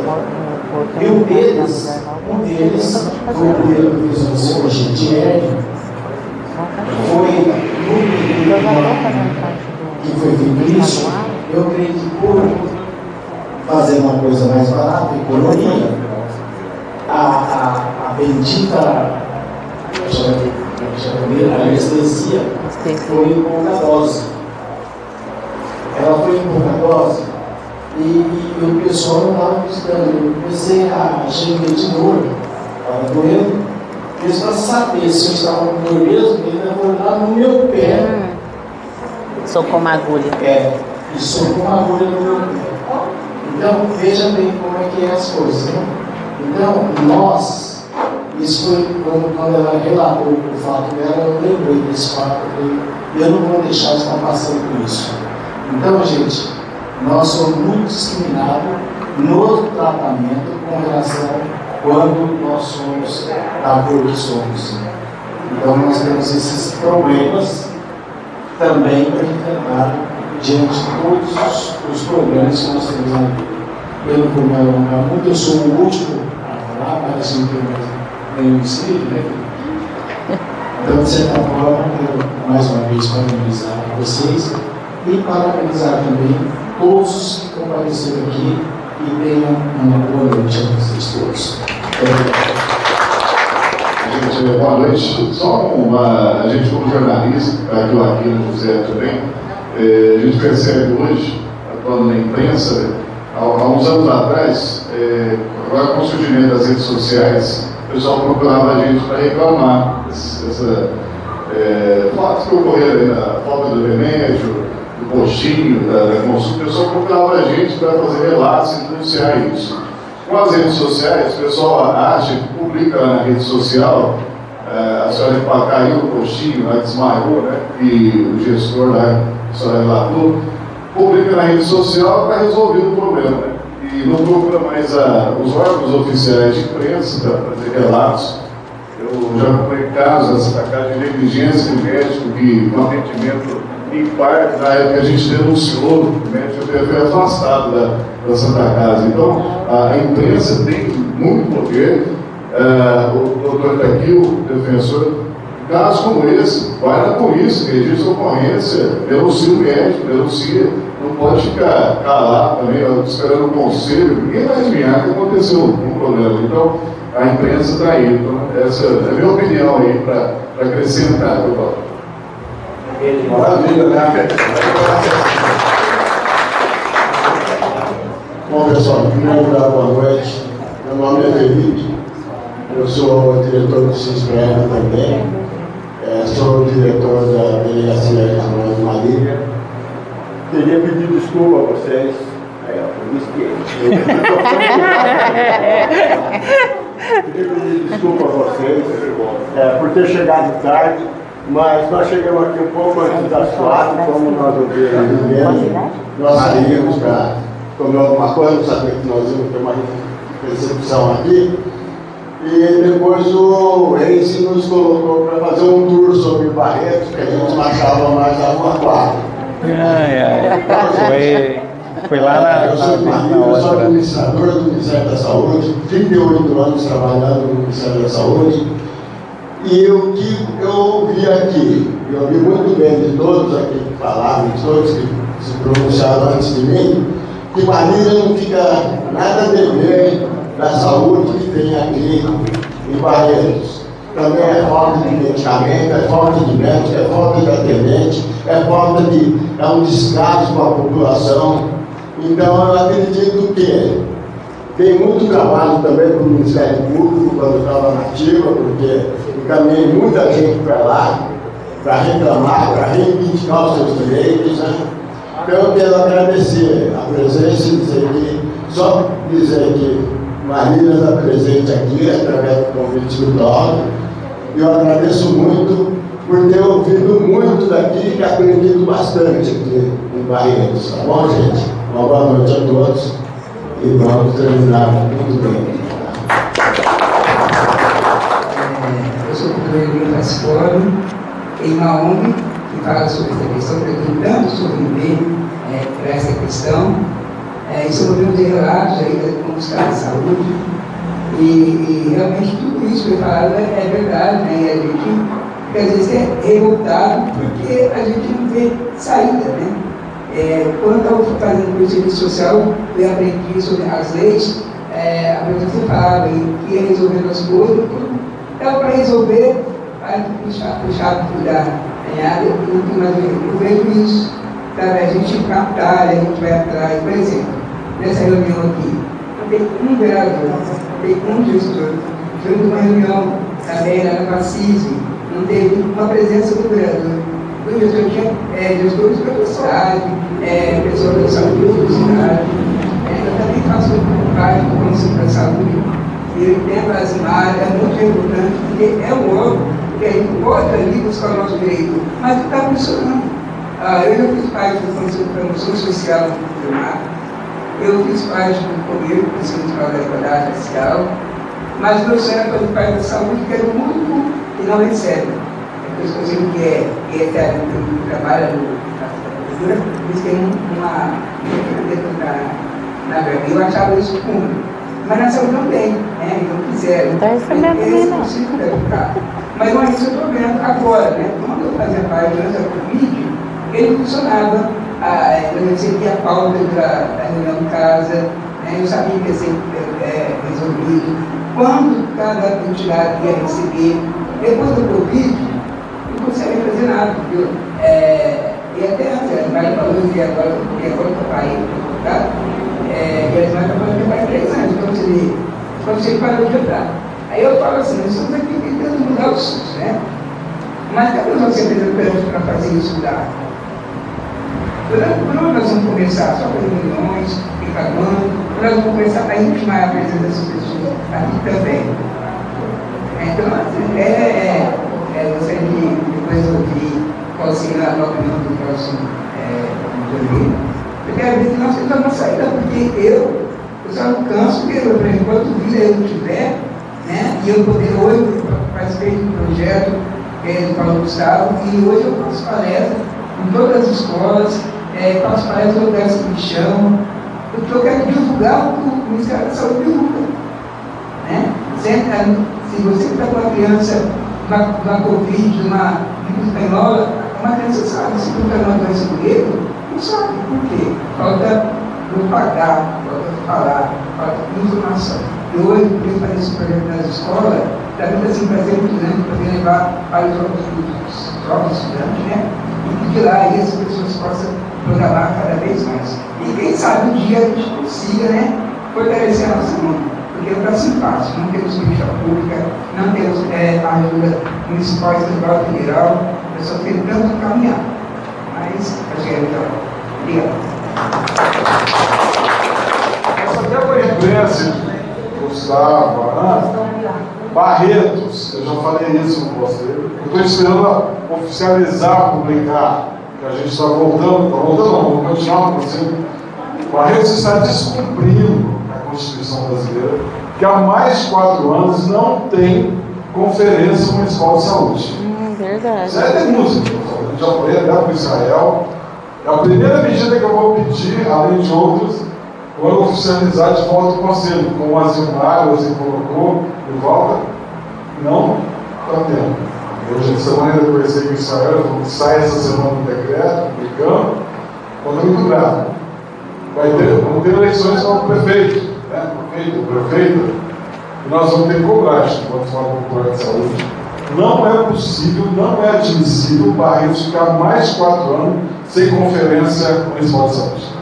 Tivemos a pandemia, lembro que na pandemia foi luta do conselho, inclusive nós tivemos que fazer, a Zimara estava, o Zé, a Rosângela, para que tivesse lockdown, que os médicos iam lá, na época da pandemia, os profissionais da vigilância iam lá e falavam assim, precisa dar um isolamento na cidade, não tem como, está crescendo.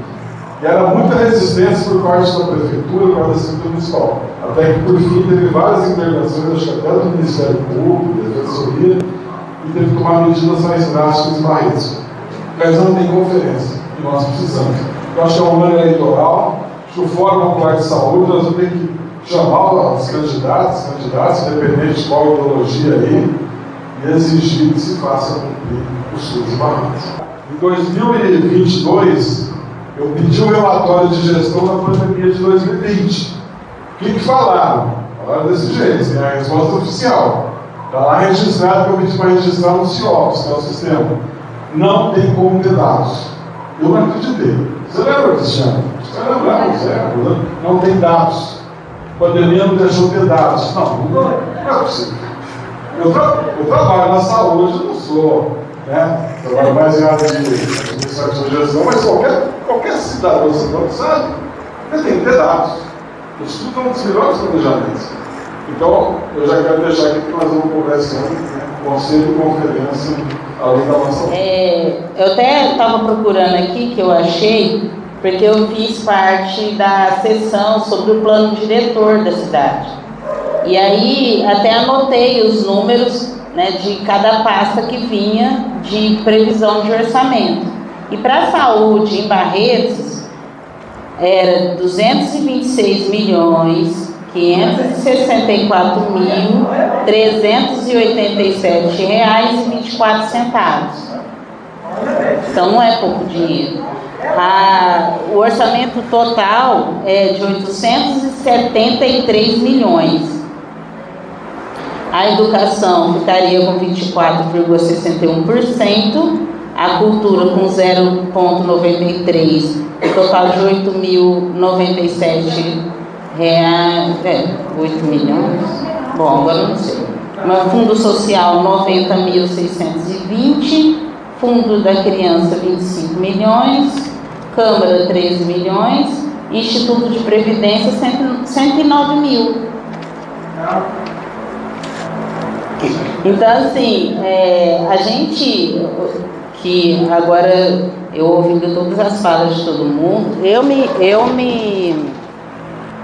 coloco à disposição, coloco a Casa da Mulher à disposição para a gente estar fazendo um fórum popular municipal da saúde. Eu já estava com isso na ideia, eu já estava com essa ideia da gente fazer um fórum da saúde lá na Casa da Mulher, pensando na saúde das mulheres, mas vendo aqui, a gente não tem que ver só a saúde das mulheres, a gente tem que ver a saúde como um todo.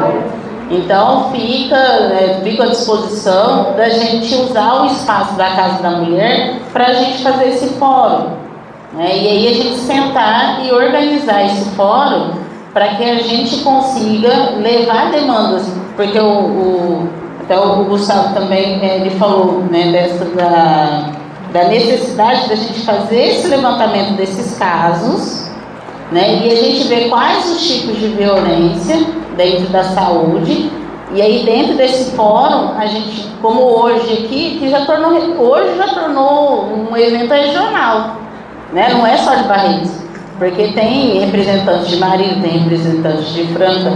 Então, daqui a gente pensar, né, nesse fórum popular da saúde, e aí a Casa da Mulher, eu fico à disposição para estar ajudando a estar fazendo essa organização, mandando os ofícios, e aí a gente vê o que a gente pode fazer, porque é urgente, né, é urgente. Uma cidade sem saúde, agora eu confirmo o que eu falei, a quantidade de farmácia que a gente tem não é à toa, né? Todos os relatos, todos os dados que a gente levantou desse evento aqui, que são poucos, né?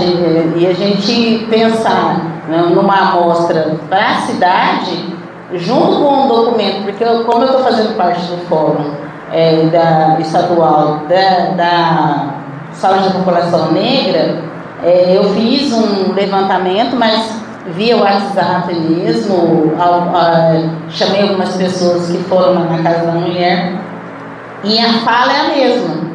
Então quer dizer que, né, o problema está muito maior, né, do que a gente pode imaginar. E a gente, como políticas públicas, a gente tem essa obrigação de movimentar e se mexer, esse doce nesse caldeirão. Então vamos né, me disponibilizo a gente estar movimentando as políticas públicas de saúde em Barretos urgentemente.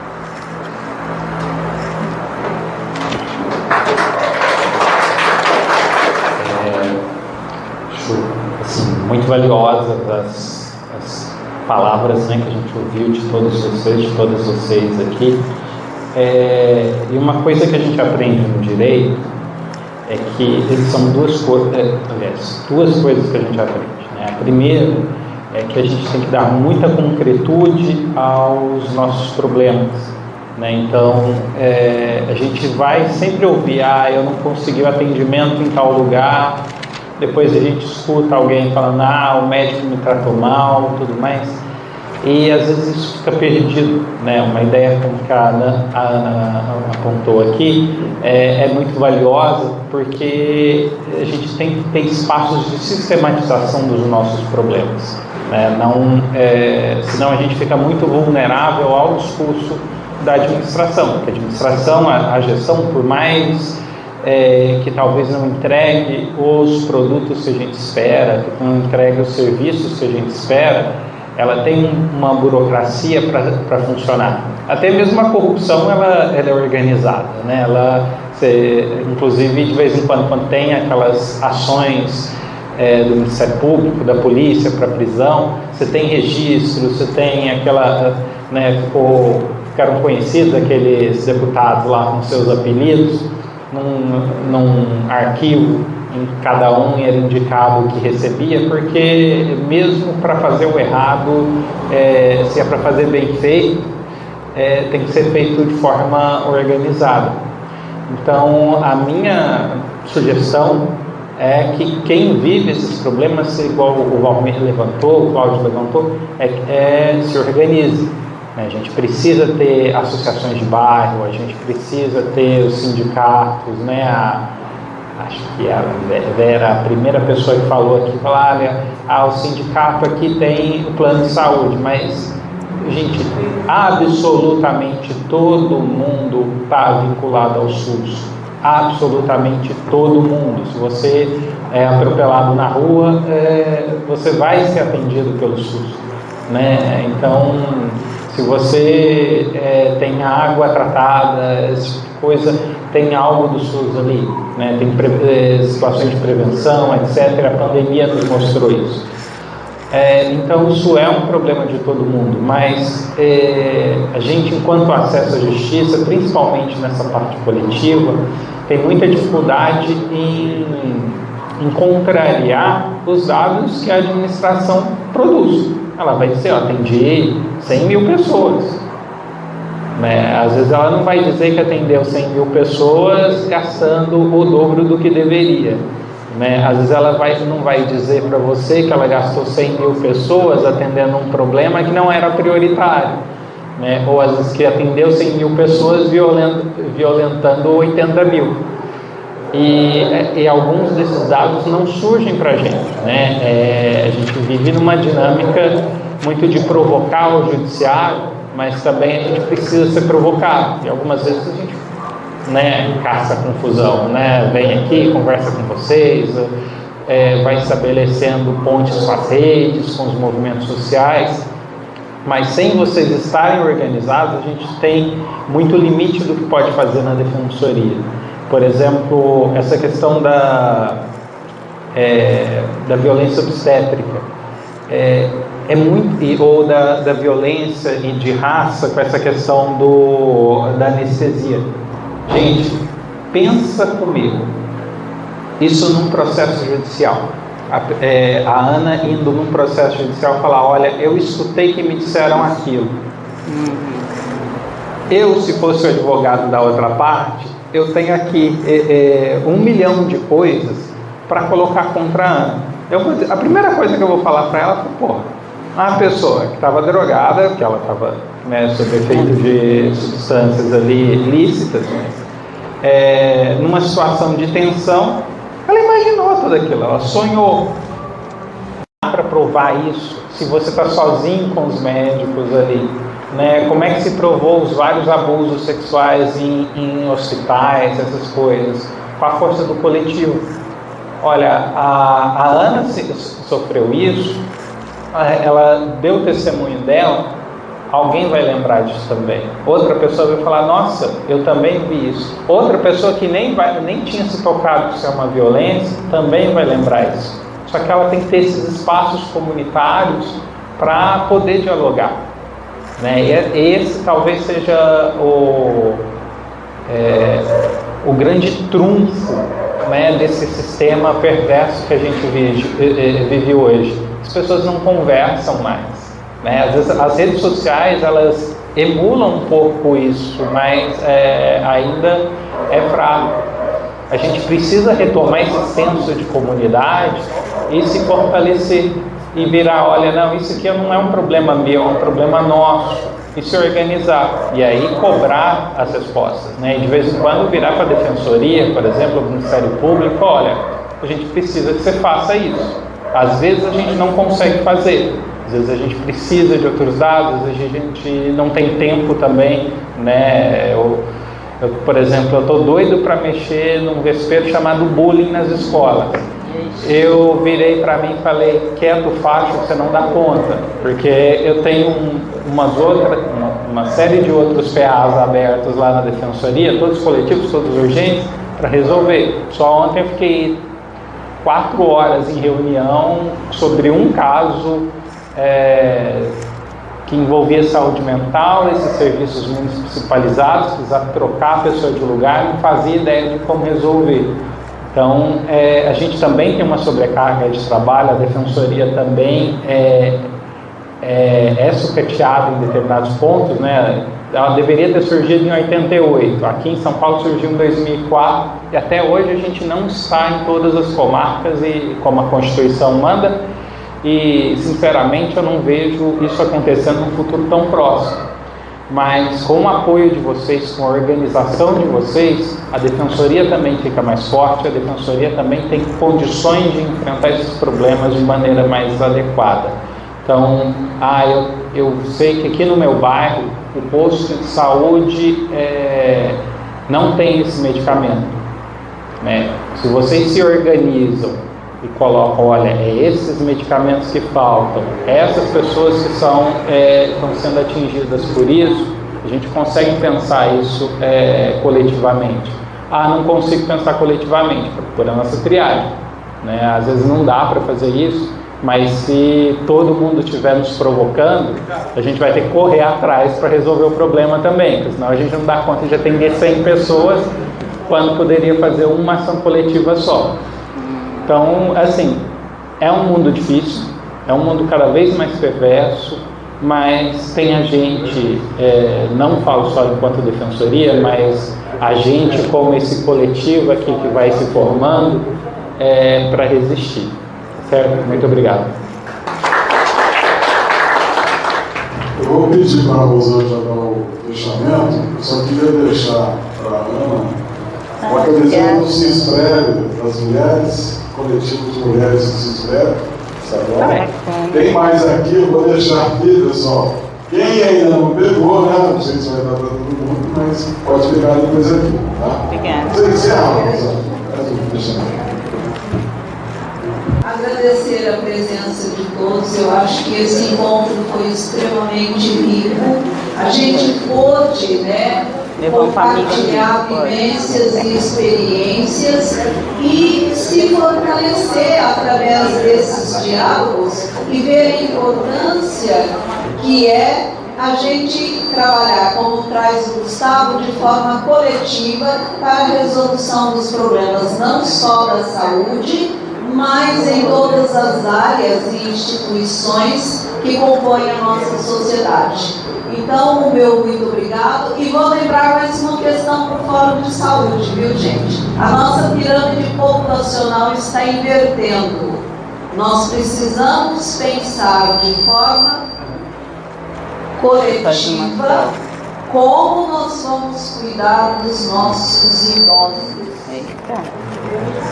Isso é fundamental, então pode ser uma próxima pauta, porque à medida que nós envelhecemos, nós temos algumas demandas maiores de saúde. E nós, enquanto sociedade, não estamos, enquanto serviços de saúde, não temos serviços preparados e adequados. E uma outra coisa, a longevidade nos leva a uma mobilidade maior também. E a gente sabe que a estrutura urbana de mobilidade também não atende às demandas da população. Então a gente precisa urgentemente começar a trabalhar e a organizar, principalmente a saúde, para que ela possa atender essas necessidades. E o meu muito obrigado.